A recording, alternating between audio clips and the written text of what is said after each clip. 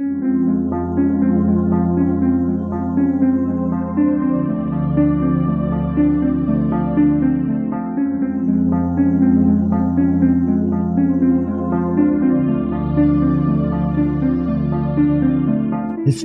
tells the story of the world and of our lives. Sometimes that history goes bump in the night.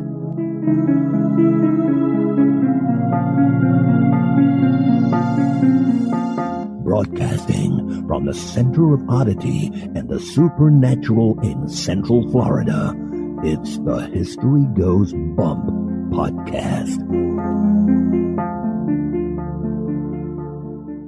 Hello, you spooktacular people. Welcome to this 322nd episode of the History Goes Bump podcast. Ghost tours for the theater of the mind. I am your host, Diane. And this is Kelly. Kelly, on this episode, we are heading down to New Orleans, and we're going to check out some haunted brothels down there. Excellent.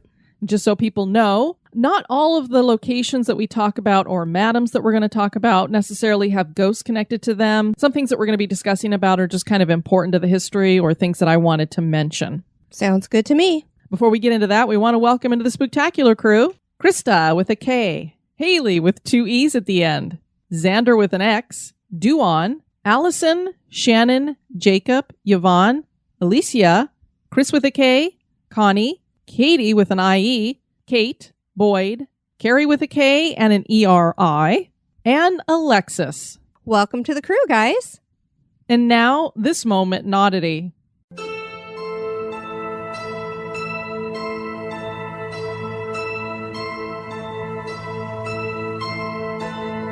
The moment in Oddity was suggested by Kim Gassiorowski and Arena Garcia. Back in 2017, the Cannizzaro family decided to make a big change, and this was facilitated with an interesting purchase. Teresa and Adam Cannizzaro bought a former Masonic Temple in Indiana and have been renovating it into their new home ever since. The couple and their 3 children had lived in San Diego all their lives, but they had wanted to change and thought that perhaps a farm in the Midwest would be perfect. A Masonic Temple is no farm, but when they attended a family reunion in Indiana and spotted the building for sale, they immediately fell in love. The price tag was nice too. They paid only $89,000 for the property. They quickly started renovating, starting with the bathrooms by installing a shower. The second floor has become their living space, which has the typical open floor design with a large kitchen and living room connected in that space. The offices were turned into 5 bedrooms. The great room on the 3rd floor has become a movie theater for the family. The basement is wide open, and the couple hope to eventually turn it into an event space for the community. But perhaps they could consider opening it up to investigations, as Teresa thinks the house is haunted and has heard the jangling of janitor's keys in that basement. The library is supposedly haunted too. Turning a 20,000 square foot former meeting place for a secretive male fraternity into a family home certainly is odd.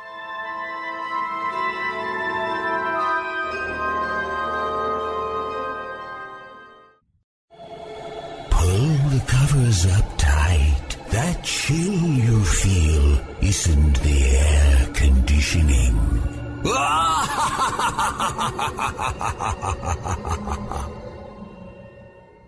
And now, this month in history.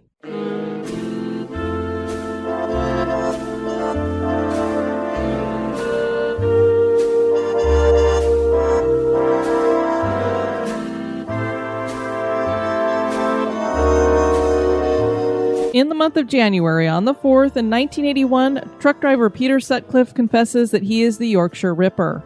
Sutcliffe murdered 13 women over a 6-year period. He attacked his first woman in 1969, but she didn't press charges.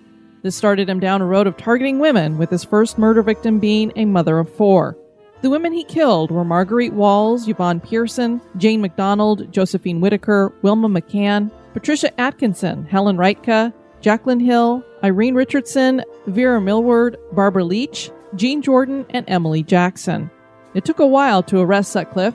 He was questioned and released 9 times because he gave a false alibi. The police had zeroed in on him because of a 5-pound note left at the scene of a murder victim that was traced to a group of 8,000 workers who'd been paid with this set of bills. He initially was arrested for having false plates on his car. They found a hammer, knife, and rope in his car, and he confessed to being the Ripper. He claimed he was a paranoid schizophrenic, but was still found guilty and sentenced to 20 concurrent life sentences. An appeal was dismissed, and the court said he would never have the opportunity to be released.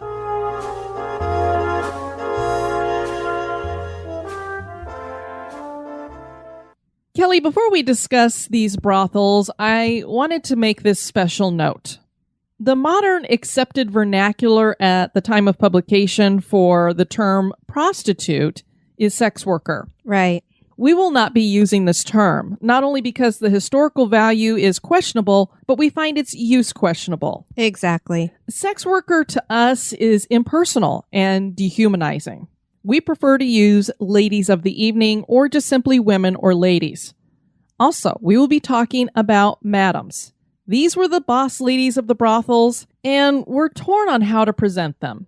These women were caught up in an industry that they had little choice in being a part of and managed to rise to the top. That is laudable. But they also were making money off of women being used for sex. They were better than a pimp, of course, but how much better, I don't know. I guess it depends upon who you're talking about. Some of these madams did pay their ladies a lot of money, so... Right, I think they ran the gamut in terms of whether they took better care of their girls than others. We tend to glamorize them in movies, books, and history. So what we're going to be doing on this episode is walking kind of a fine line.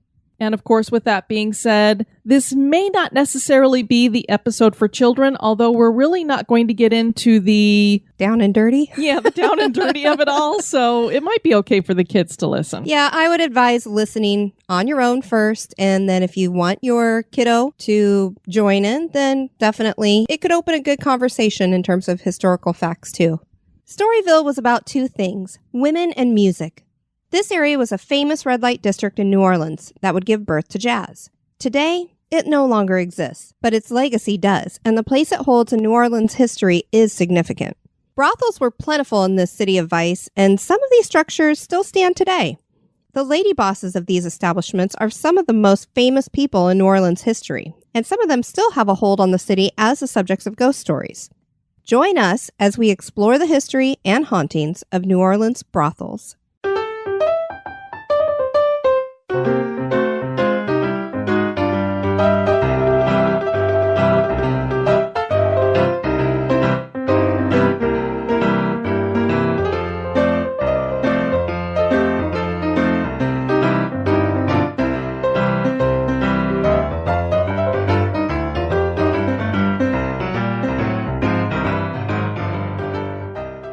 When France decided to send some of her citizens to their territory known as Nouvelle Orleans to expand the population, the country didn't pick her best citizens. France sent its criminals. Kind of reminds me of what Britain did to populate Australia. Yeah, exactly. John Law was a Scottish financier who managed to worm his way into controlling this French colony in America. He told the Duke of Orleans that he had a plan to expand the population. It was his idea to send the criminals. He offered the male and female convicts a one-way ticket to the colony if they agreed to marry each other, and then they would have land and provisions. Wow. I mean, for them, that's a great deal, unless you really just don't like your spouse. And the way that I've seen it worded is that he picked the women out and said, go ahead and pick a guy. Oh, well, that's not so bad, I guess. Yeah, so at least they got their pick of the that's lot there in the jail. 184 female prisoners picked mates and were married. They were shipped off to the New World where they actually would not have land or provisions. Well then. It's one of those things where you make all these promises and it sounds wonderful, and then you get there and you realize you were lied to? Kind of sounds like some politicians. Yeah, pretty much everybody in Not Washington, to get political, but... Later, people from hospitals and asylums were sent as well. Before long, New Orleans was a crazy place that was very dangerous. I would imagine. For women, this new world was just more of what they already knew. Their main prospects were in the sex industry. Over the years, several areas of New Orleans became known as red light districts. The most famous of these was Storyville, which was on the outskirts of the French Quarter. The district ran along Basin Street, between Canal Street and St. Louis Cemetery No. 1, and between Iberville, which was originally Custom House, and Robertson Streets. The area got its name from Alderman Sidney Story in honor of the fact that he created an ordinance in 1897 to legalize prostitution in the area that became Storyville. The nickname Tenderloin District was sometimes used for it. Businesses ran here in the form of brothels and saloons from 1897 until 1917. Brothels ran the gamut from cheap, rundown buildings with cribs to fancy mansions for the upscale clientele. Some of the brothels were segregated, while others had a mix of races. Some may wonder why the city would legalize that sort of activity. This actually was so the city could have some control over a business that was getting way out of hand. Some women would do their business right on the street for very little money with any man that didn't mind a little exhibition. Other women would drag men back to their cribs and either rob them and kill them, and the police could never find their bodies. Kelly, we've talked about brothels in the past and this term cribs. These basically were closets that these women had, barely big enough to put a mattress in. Right, kind of brings to mind like almost a cubicle, I guess. Exactly. And in New Orleans, I looked at some of these historical pictures where it would show these cribs. And basically what you were looking at is it was almost like having a storage unit that was right on the street, that the door just opened onto the street. Wow. It was just like a closet there on the street. That's okay. How low end that crib kind of thing would be. So there definitely was a difference here between having a crib or having these big grand mansions that were brothels. That we'll Certainly, I would imagine it's based upon what your clientele is willing to pay. New Orleans had a unique guide for the man about town looking for a good time, the Blue Book. Blue Books were basically guidebooks to sin, giving clients all the information they needed for finding liquor and women, and they offered venereal disease cures. Well, that's handy. It was. So on one side, it would say, here's this girl you can call, blah, blah, blah, blah, blah. And in case she gives you whatever, oh my word. This is where you pick up your antibiotics. On the other side. Not all of them were blue, even though they were called blue books. Some of them were actually red, too. The books were pocket-sized and sold in barbershops, hotels, railroad stations, and saloons. Hundreds of ladies of the evening were listed and categorized by race. To give you an idea of the contents, here are a couple of examples. A blue book published in 1907 described Madame Emma Johnson's brothel as Emma's home of all nations, as it is commonly called, is one place of amusement you can't very well afford to miss while in the Tenderloin district. Everything goes here. Good grief. Fun is the watchword, Kelly. Okay. Another listing from a 1905 book reads, Miss Cummings also has the distinction of keeping one of the quietest and most elaborately furnished establishments in the city, where an array of beautiful women and good times reign supreme. A visit will teach more than the pen can describe. Alrighty then. They were considered lewd at the time, but are pretty tame in our modern world. This is true. A military base was built near Storyville, and the rule was that no place of prostitution could be within 5 miles of the base, and so prostitution was outlawed in 1917. Mayor Martin Papa Behrman wholly supported the civic implementation of Storyville and traveled to Washington, D.C. in 1917 when there was a threat to shut down Storyville. And he said, "You can make it illegal, but you can't make it unpopular." That's true. That's reasonable, I suppose. Kelly, don't you love that the mayor went to Washington, D.C.? Basically, it sounds to me like he was fighting to keep Storyville open. Clearly. Well, and I'm sure it was a good source of income for the city. Absolutely. Many of the former brothels were demolished eventually. Today, only 3 structures from Storyville are still standing. The Iberville housing projects grew up in the remnants of Storyville. These projects were the last of the New Deal era public housing that had been built in New Orleans. They were demolished, and today they are a modernized apartment complex called the Bienville Basin Apartments. This is the 4th incarnation of the neighborhood. So finding a haunted former brothel in Storyville is impossible, but some former madams seem to still be around in the afterlife. Now, I wanted to talk about Storyville because you can't talk about brothels and madams and such in New Orleans without talking about Storyville. It was famous because this was a neighborhood that had legalized prostitution. So we really don't have an opportunity here to talk about haunted locations, but I wanted to make sure we got in there. And now all the madams that we're going to talk about aren't necessarily ghosts either, but I think it's important to talk about them too. And so this first one we're going to talk about is Kate Townsend. I tried unsuccessfully to find some stories about her ghost, which had a real likelihood of haunting somewhere because she was murdered. But I was unable to find any ghost stories connected to her, but she has a very important story that I thought we should share. There once stood a grand brothel at 40 Basin Street, and you're going to hear us mentioning Basin Street over and over again This was like the Las Vegas Strip where they had all this gambling going on. Well, that's basically what Basin Street was when it comes to the sex industry.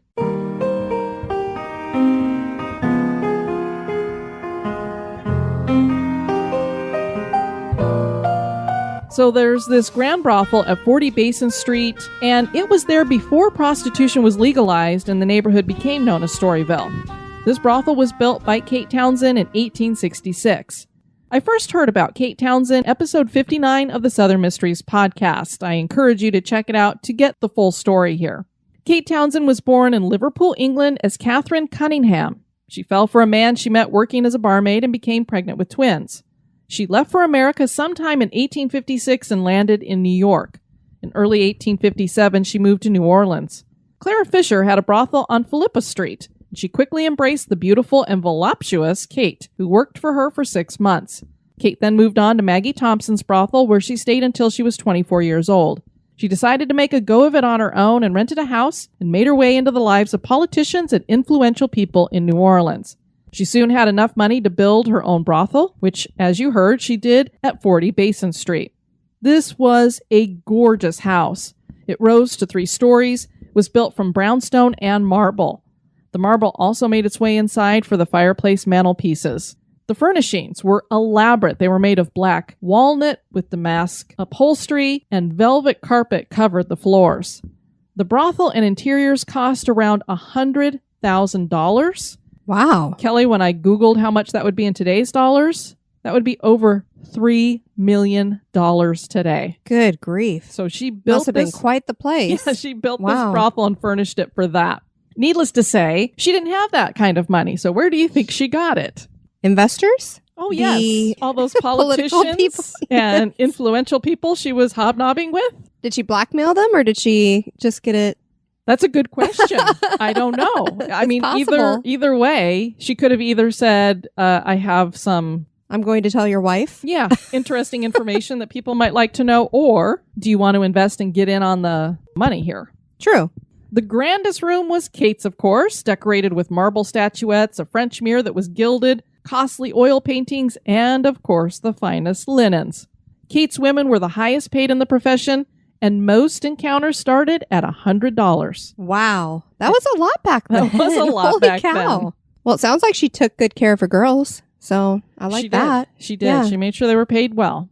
Things were great for Kate for many years, and her brothel was incredibly successful.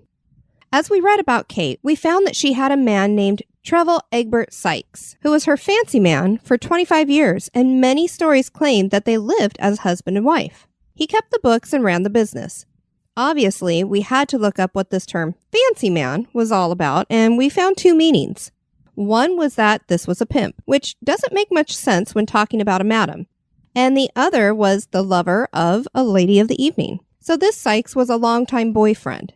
She started seeing another man, and this made Sykes angry. But he was no match for Kate, who could apparently hold her own. And she was a fairly big woman. You didn't want to mess with her. He made her angry enough that she told one of her girls that she would basically like to gut him with a knife. This young woman talked her out of that, but she continued to beat Sykes off and on. On November 3rd, 1883, the Picayune published a story about the murder of Kate Townsend. Carved to death, terrible fate of Kate Townsend at the hands of Treville Sykes with the instrumentality of a Bowie knife. Her breast and shoulders literally covered with stabs. Yep, Sykes killed Kate. He stabbed her 11 times with her own Bowie knife and claimed that it was self-defense, that she had been coming at him with a knife, and after he took it from her, she grabbed a pair of pruning shears. Sykes was tried and acquitted and actually presented a will that gave him Kate's estate. Eventually, that went to court, and with the court costs, legal counsel and such, Sykes got about $34, so not terribly much. Kate was laid out in the drawing room in an expensive white silk dress, with all the furniture covered in white silk too. She was buried in a $400 metallic coffin. Don't you love that he gets off for self-defense, but he stabbed her 11 times? Right. A little bit suspicious there. And I think what I read was 3 or 4 of them were fatal, so it's not like she just kept coming at him, so he had to keep doing it. That's crazy. He must have had really good defense. I guess. And the fact that he comes forward then and he has this will, I'm just glad that he had to fight so hard to get control of it that he ended up not getting really anything of it. Yeah, definitely. 34 big old bucks. So as I said, I looked long and hard to see if I could find her ghost anywhere, and I was not able to do that. Now we're going to talk about Josie Arlington. The Arlington was an opulent brownstone opened up by Josie Arlington and was located at 225 North Basin Street. This was an elegant 4-story mansion with a tulip-domed cupola, numerous bay windows, and the interior had the finest furnishings and the works of great artists. There was a Turkish, American, and Chinese parlor. So these were 3 individual parlors. So That's impressive. Could sit in the Turkish parlor, you could sit in the American parlor, or you could sit in the Chinese parlor. She had anywhere from 10 to 20 women working for her, with the higher number being during Mardi Gras season. The Arlington wasn't her first brothel. She'd operated a house at number 172 Custom House, which earlier you heard that street is now today Iberville. She had a boyfriend through most of her early work and while at this house, but he shot her brother, so she of course broke things off with him. Not sure what the dispute was there, but clearly one pulled a gun on the other. About this time, the Storyville Ordinance went through and she opened the Arlington. Josie was one of the most notorious madams in Storyville, but her brothel was one of the classiest and she paid her girls well at $5 an hour. She'd been born Mary Dubler and started her life in prostitution at the age of 17. Josie was known to have a quick temper and to be a spunky fighter. Marita Woywood Crandall writes of Josie in her book, Josie Arlington Storyville, The Life and Times of a New Orleans Madam. This crafty creature turned the tables from what had been a somewhat scary and dangerous beginning to an extraordinary existence. Josie unfortunately suffered from early onset dementia and died in 1914 when she was only 50. Wow, that's really young. Yeah. We talked about her grave, which is at Metairie Cemetery, and this is a tomb that was designed by Albert Weeblin. The memorial is a red marble tomb topped by 2 blazing pillars and features a bronze female figure.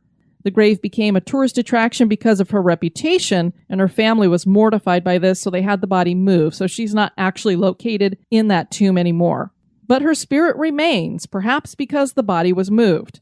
One of the legends told about her former grave is that the bronze female figure leaves its post at the door of the monument and walks around the other graves. And early on, people claimed that the tomb would appear to burst into flames after dark. 2 gravediggers said they witnessed the statue of the girl at the door vanish and walk about in the cemetery. And it said she continues to do that to this day. The urn outside the memorial is said to glow red as well. I'm wondering if perhaps, she was used to the opulence and she had this beautiful tomb. And when they moved her, they probably moved her to something, basic, unassuming, not so flashy. That's a really good thought, Kelly, because she actually paid to have this tomb made. So she made it before she passed away. So she had it exactly how she wanted it, and then they moved her. Exactly. So she's going to come back and hang out where she wants to be. Our next madam is Lulu White.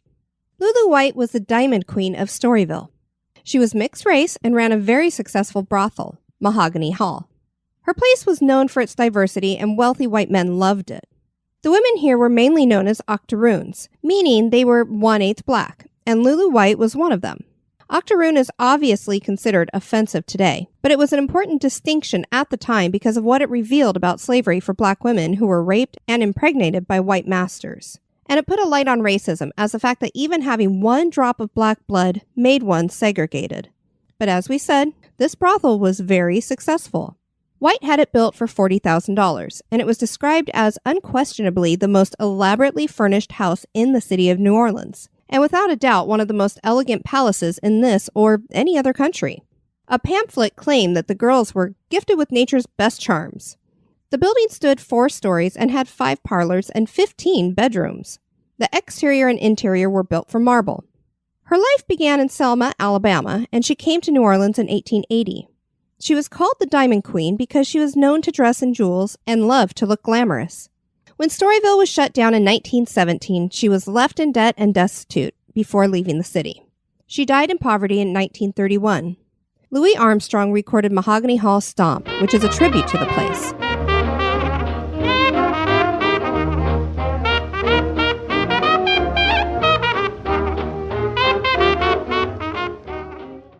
The building survived most of the other brothels, serving as a department store warehouse until November 22, 1949, when it was razed and turned into a parking garage. Lulu White Saloon at 237 Basin Street still does exist. Yeah, so it's one of those 3 structures left over from Storyville that's still around. And I like that they kept her name.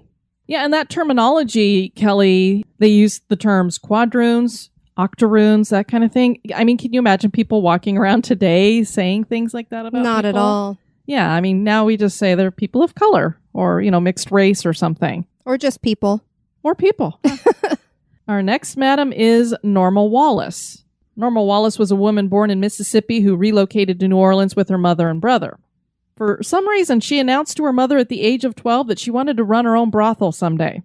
Not sure where her business sense came from or why, but the prospect of being a woman servicing men and not in control of her own life was not appealing to her, apparently. So I'm not sure where exactly they were living that she was exposed to that. Right. I wonder if there was a little bit of background things that went on with her that maybe kind of formed her thoughts in that regard. I kind of wonder what mom had to do for work, maybe. Possibly, yeah. So being a madam to her was considered rather appealing because she would never have to be reliant on a man. She was so committed that she traveled to Chicago and New York to study under the best madams. She opened her own brothel at 1026 Connie Street in 1917. She had bad timing because if you guys recall, Storyville and that legalization of prostitution was shut down in 1917. But she still managed to be successful, and she was never caught. She always got a tip that the police were coming, and she would get out with the girls before they arrived. They did this by connecting a ladder to the saloon next door, and then they would make their way across the rungs. Kind of makes me feel nervous for them after going up that ladder to take down Christmas lights this weekend. Oh my gosh, can you imagine? No.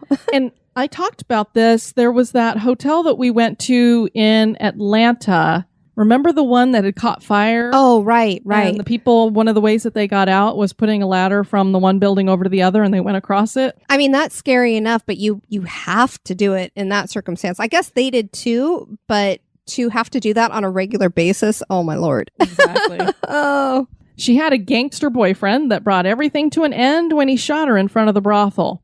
She lived, but eventually lost almost all her money when the banks collapsed in the 1930s.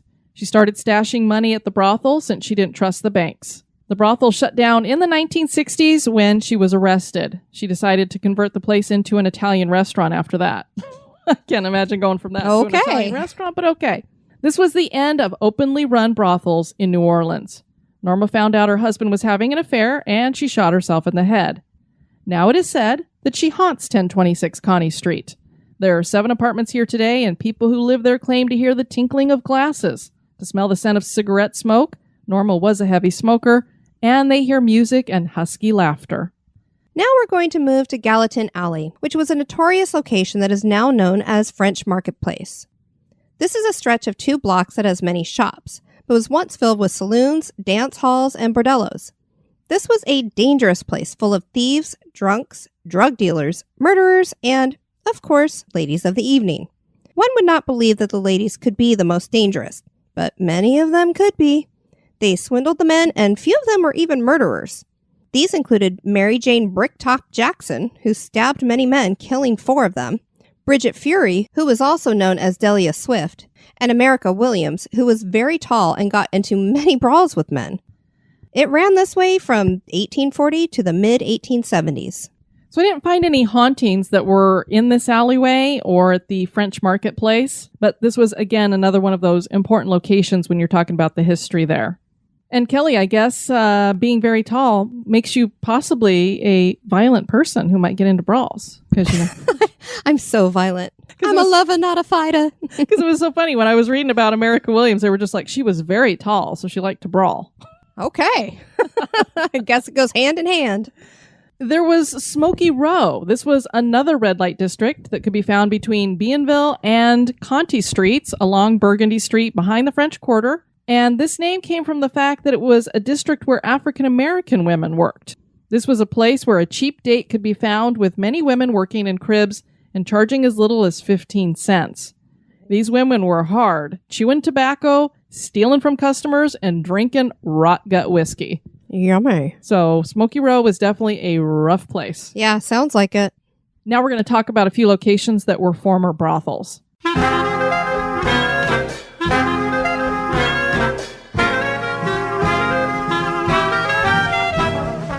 The Creole Gardens Inn is a historic 19th century antebellum mansion that was originally built in the 1840s for the Reverend Benjamin Palmer.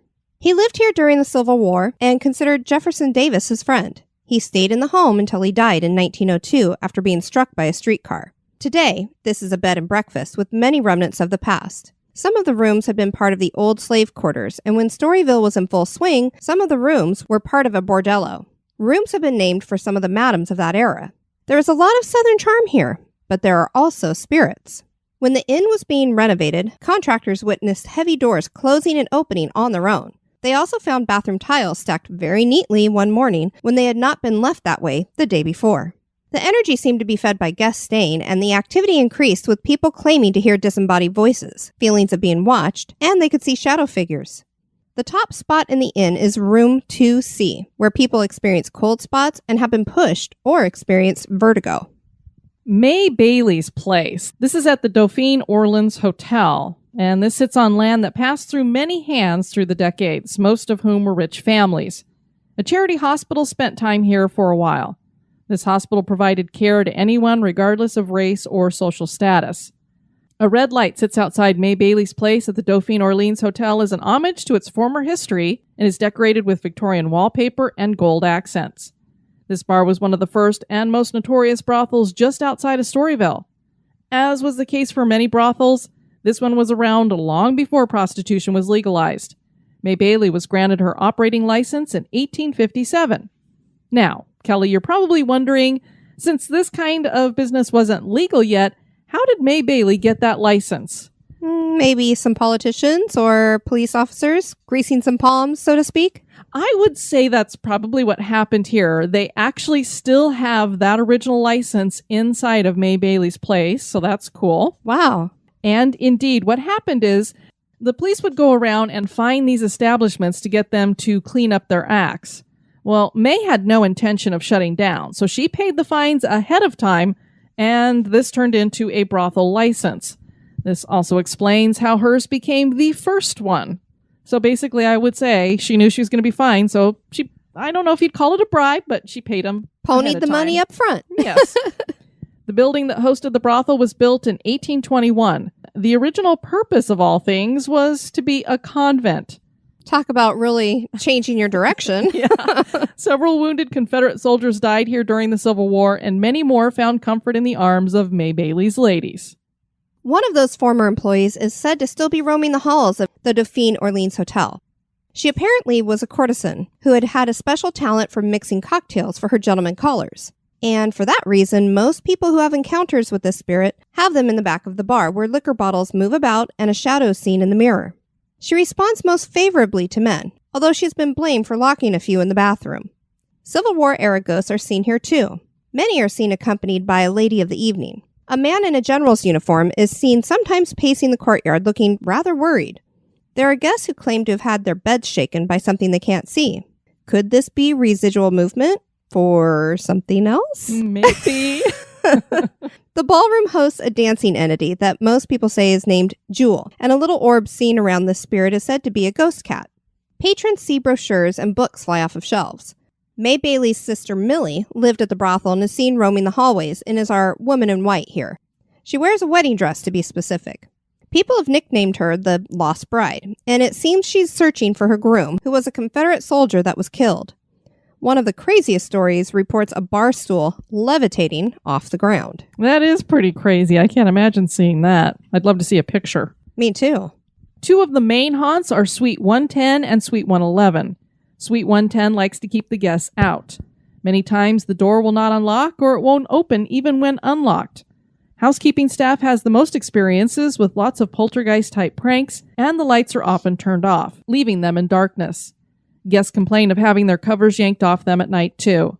Suite 111 is right above the bar, and in this room, objects and furniture get moved around on their own. The apparition people report in here is an African-American man, and people tend to call him George. The Herman House is across the street from the Dauphine Orleans Hotel, and is owned by the hotel. This home was owned by German-born Samuel Herman, Sr. He moved to the Louisiana colony to chase opportunity, and he found it through many investments. He married a woman from a wealthy family and worked as an agent and broker for plantations.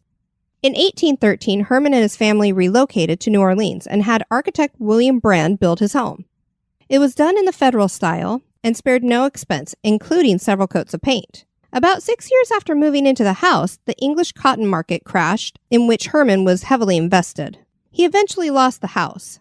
Today, it's a museum known as the Herman-Grima House.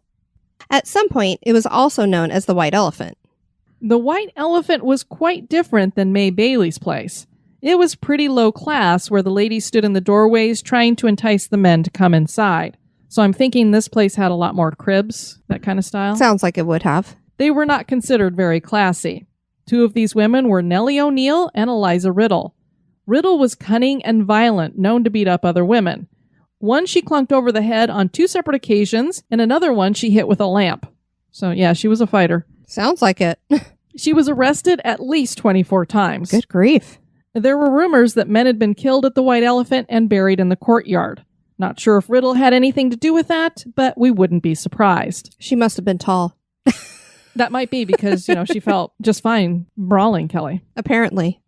The Herman house is reputedly haunted. Guests feel cold spots when the AC is off, bursts of an icy wind, and the disembodied sounds of soft music playing. Lights turn off and on by themselves, and footsteps are heard even on the carpeting. Wow, that's impressive. That takes some stepping hard. Yeah. Near to Gallatin Street and on the side of the French Quarter sits the Mississippi River Bar. Locals call it the MRB. This was another tough area of town, and at about this point, it seems that most of the French Quarter was this way.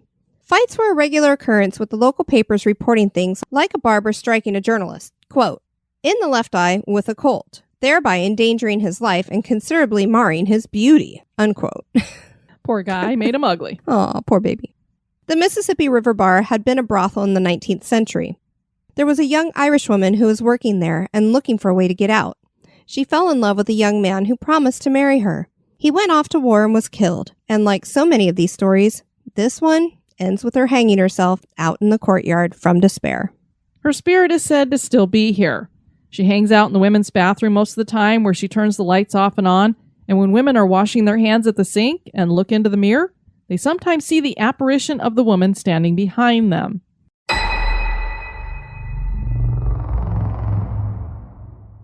That'd be terrifying. Now, we don't know how true this part is, but some stories claim that some of these women get their heads smashed into the mirror by this figure. Ay, ay, ay. And one story said that management did have to replace the mirror after something like this had happened. That's pretty scary. Yeah, so I don't know how true any of that is. Right. But they did have to replace a mirror. And finally, we have Hotel Via Convento. The Hotel Via Convento is located at 616 Ursuline Avenue, and there are claims that this is the most haunted hotel in New Orleans. Many of you have probably heard the song, House of the Rising Sun, and this hotel is rumored to be that very house. But keep in mind that many brothels had a carved quarter rising sun marking them in some way. So it could be argued that all brothels are houses of the rising sun. The land under this construction was owned by the Ursuline nuns. The Ursuline Nun Convent in New Orleans is one of the creepiest places when considering it in light of the vampire stories told about it. Kelly, I did the vampire tour in New Orleans, and this was, I think, the last location we visited. It was a fairly deserted street. The Ursuline Convent is this really large convent. It's several stories, and at the very top are these shutters, and they're all closed up, except for there was one set of shutters that was open. And our tour guide told us those shutters are always locked shut. They should never be open. Interesting. And yet those shutters were open. That's just that one set. Then he proceeded to tell us about these casket girls. They needed to bring women over to give the men wives. Obviously, they didn't want to continue to have all these ladies of the evening coming over. They wanted to have some good girls coming. So the nuns were going to bring over these girls. And so they came over, and they were called casket girls because they came with these boxes where they kept all of their belongings and that kind of thing. And they kind of resembled caskets. Of course, legends say that these young ladies were traveling on this boat just like Dracula, and by the time they got over here, a bunch of people on the ship were dead, drained of their blood, and it must have been these girls. So obviously these are just stories that were told. But then the tour guide continued to tell us that these girls, when they got here, that those caskets were put up in this attic area of the Ursuline Convent, and that it was locked off, and nobody was ever allowed to go in there. And that a few years back, there were these 2 women who were with these paranormal investigators that were across from the convent, and they were watching it, trying to see if they could see when these shutters opened and closed. These young ladies went outside, and they disappeared. They were found the next morning dead on the front steps of the Ursuline convent, drained of their blood. Oh, no. Here we go. We're claiming that the casket girls had done this. Huh. Now, I couldn't find if this story was true in any way, but the one thing that is interesting about this is that upper area is very secretive and is locked off. If you attempt to go up to that level, and I think it's the third floor, it's either the third or fourth floor, people have been arrested for trying to go up there. Oh, wow.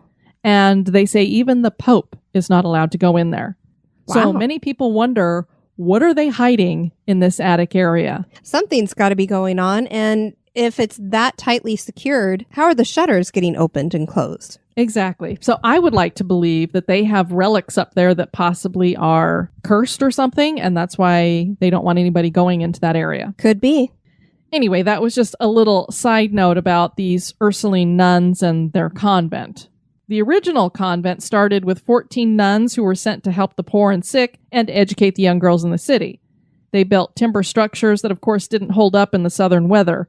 In 1823, they moved to the Ursuline convent that stands today. Apologies before I even begin this name, but Jean-Baptiste Poiferret purchased the land from the nuns and built a Creole townhome in 1833. The property was sold in 1843 to Octave Voorhees, and he lost it after the Civil War in 1872. The house passed through several hands and was bought by Pascal Terramina in 1902. The Terraminas lived there until 1946. The widow sold the property, and it again passed through a few hands and was converted to housekeeping rooms. Many of the residents were students, and they called it Old Town Villa. Fun fact, Jimmy Buffett was one of those students. The Campo family bought the Villa Convento in September of 1981. There are a variety of rooms for rent at the hotel, running from suites to smaller budget rooms. It was probably during the late 19th century that the house served as the brothel. The Hotel Villa Convento is thought to be one of the more haunted locations in New Orleans. Many people believe that the main ghost here is the former madam of the brothel. Women rarely experience anything here. Most unexplained activity happens to the men, and I think that's kind of why they think it might be the madam. One story reports that a couple checked into the hotel and the husband went out to have a smoke. He was startled when he heard his name. It was early in the morning and no one was up, but he still thought he would turn around and see his wife. She was not there. He went in and asked his wife if she had called him, and she said she had not. Later, they decided to head out and explore the French Quarter. They returned to their room, and the wife got into bed while the man went into the restroom. He heard a female voice say his name again. This was whispered in his ear, and so that really freaked him out, because then clearly he knows it's not his wife. Right, I would imagine. I don't want anybody whispering something in my ear when they're not actually there. No! He actually yelled out and woke up his wife to tell her what had happened. They searched the room and found no one, of course. Guests claim to hear disembodied laughter and feel people sit on the bed that they cannot see. Many times, male guests claim to wake up and see female spirits shrouded in black-like shadows hovering above them and staring at them. Kalila Smith wrote New Orleans Ghosts, Voodoo and Vampires, Journey into Darkness, and he also founded the Haunted History Tours in New Orleans. In the book, he writes of an experience one of their tour guests told him on page 64. A man taking one of our tours reported a visitation from an entity in room 120 of the Villa Convento guest house. He told us that he and his girlfriend both experienced the feeling that they were not alone in their room. On their second evening in the guest house, he awakened in the middle of the night to find a woman sitting in a chair staring at him and then vanishing. The next night, he claimed to have had the same experience, only this time the apparition was that of a man. Although the manager of the guest house was unaware of any particular activity in that room, we were told that several guests have mentioned the sound of children laughing on the fourth floor where there was once an attic. This was not surprising because the guest house, built in the 1840s, was indeed a home for many years. There have also been unexplained electrical blackouts in room 209. The history of brothels, madams, and ladies of the evening in New Orleans is extensive. It's an important history. Is it a haunted history? That is for you to decide. Well, Kelly, I'm looking forward to heading to New Orleans again someday and getting to check it out with you and getting to do some of those tours. The Haunted History Tour that you mentioned there that Kalila Smith started, it's one of the tours that I took there. Excellent. It's the one I always recommend to people who are going. Nice. I can't wait. I've never been. And even though the vampire tour that they do there, it sounded kind of hokey to me, but I wanted to do it because I'd never done a vampire tour before. Why not? It was the creepiest tour I've ever been on. I literally was looking over my shoulder as we were walking back to our hotel. I was just creeped out. We want to encourage you guys to check out our website at historygoesbump.com. And if you'd like to send us some feedback, you can do that at historygoesbump@gmail.com. You'll want to continue to check out the website under the events to see what kinds of events we have coming up in 2020. We're going to be a little bit more limited than what we have been in the past because my parents are being very generous and taking us on an Alaskan cruise in June. It's so exciting. I can't wait. Yeah, so we're looking forward to that, but it's going to pretty much eat up all of your vacation time. Yeah, pretty much, unfortunately. So we don't have much to spread out for the rest of the year. And because it is in June, we're actually not going to be going to the Haunted America Conference this year. So we just want to make sure you guys are aware of that. Please go ahead and go. It's a great time. Do some of the investigations there, but Kelly and I will not be there this year. We will, however, be in Louisville, Kentucky, and we're going to be there over the weekend of April 25th and 26th. We're going to be doing a live show there with Hillbilly Horror Stories and the guys from the Brohio podcast. And along with that, we will be doing a tour at Waverly Hills. We're going to be doing the 8 p.m. tour on the 25th. So if you want to join Kelly and I for that one, make sure you sign up for that one at the Waverly Hills website. And I would do that ASAP because Definitely. It books out quick. And they only have 50 spots. And actually, they'll break us into 2 groups of 25. And so if you want to be in our group, you really want to get your ticket like right now. Like yesterday. And then we were planning on booking a private investigation on that Sunday evening. And I'd been told by the owner that they open up the booking window at midnight on New Year's. And I did not realize that, boy, you better get on the computer like before it hits midnight. As soon as the clock changes. And keep hitting refresh because Kelly and I rang in the new year and I was literally on the computer 5 minutes after that. I think it was even sooner than that. Yeah. And I went in to book it and it was already gone. Somebody had already grabbed it. Womp womp. Yeah. So we were way bummed because we had all these plans for this private investigation. So what we decided to do instead is we're going to go on the public investigation, which is Saturday night from midnight to 6 a.m. And that's on the 25th. So we're going to do the live show, we're going to do the tour, and then we're going to do the public investigation. I bought 15 tickets because I wanted to make sure that we could get enough for our group. I knew a cluster of people who were interested, and those are all spoken for at this point. So if you want to do that with us and you're not one of the people who's already told me that you want a ticket or has paid for your ticket, you need to go on Waverly Hills and see if you can get one of the spots on that public investigation on the 25th. We'd love to have you guys join us. We absolutely would. Now, I have a couple of things to share with everybody. The first one is a comment that was made on the website for our episode 319 that we did on UL. This is from June, and she writes, "Don't know if this has been mentioned already, but eating pomegranate at winter is to honor Persephone. Persephone was abducted by Hades when he saw her picking flowers one day, and he dragged her to the underworld to be his queen. Persephone's mother, the earth goddess Demeter, discovered Hades' treachery. She demanded the gods force Hades to return her daughter, but Persephone had eaten 4 pomegranate seeds in the underworld and technically couldn't be freed. So apparently if she ate that, it locked her in. It was agreed that she would live on the earth for most of the year, but would return to the underworld for 4 months every year. During Persephone's time in the underworld, Demeter mourns the loss of her daughter, and winter falls on the earth."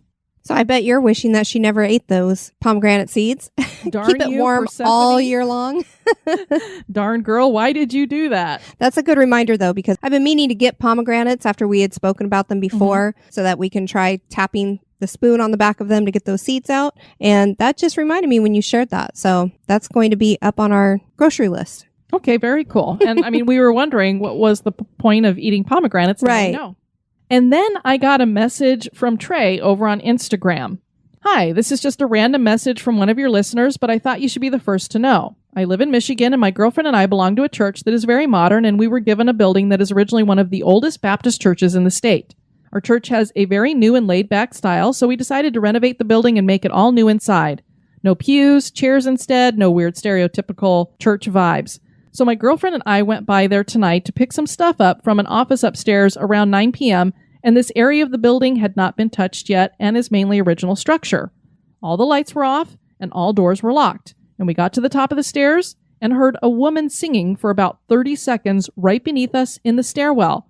It was getting closer and closer to us and stopped. We got what we needed and bolted out of that building. There were no cars in the parking lot or on the street at that time." That's incredible. And I love that his first thought was to contact you. I loved it too. That's that he's awesome. he literally wrote me an hour after it happened. That's amazing. So I said, whoa, and here's the thing. If someone were in there when you came in, wouldn't they holler hello or something to let you know they were there? And obviously they would have a light on. So I asked, do you know any history of the building? This could just be something residual too. And he said, exactly. And we have an alarm system that has to be shut off when someone is in the building. But when we got in, it was still hooked up. Wow. We're 100% sure no one was in there. And I've tried for years to find history on the building, but what I do know is that it's a church built in the mid-late 1800s and is one of only a couple historic churches downtown. There was a fire in the 1980s, not sure of the damage though. When we first received the building, there were staircases leading to nowhere and doors opening to walls and stuff like that. And what does that remind you of? That reminds me of the Winchester Mystery House. No kidding. How odd. Is it the same contractors? Right? So I said, whoa again. Well, this certainly isn't the first haunted church I've heard of, but it always amazes me when I do hear of them. And then I asked if he minded me sharing. And then he just updated me here again. I hadn't read this yet, but he said, I promise this is the last update, LOL, but we ran the story by the executive pastor, and he actually was very interested and said one of the workers saw a full-bodied apparition of a woman on that same stairwell. Whoa. So, wow. I can't wait to hear more stories. No, and that's a pastor. Yeah. On that. So, that's amazing. So cool. So thanks for sharing that, Trey. I just love it when you guys share your stories. If you guys have stories, please email them to us at historygoesbump@gmail.com and we'd be happy to share them. Absolutely. Or as Trey did, he messaged me on Instagram. If you aren't following us on Instagram, Twitter, liked us on Facebook, please do so too. Make that a resolution for 2020. We want to thank you guys for tuning in to this episode. I've been your host, Diane. This has been Kelly. You take care now. Bye-bye. This episode is brought to you by our executive producers. Dispatches from the Grave Digger. We want to welcome into the cemetery Marianne Farley. We're going to be burying you under an obelisk headstone. And Lisa Bates, we're going to be burying you in a garden tomb. And Kelly, she actually goes by a different name, doesn't she? That would be my friend Gio. Thanks, Gio. Thank you to both of you ladies. Check out the website at historygoesbump.com.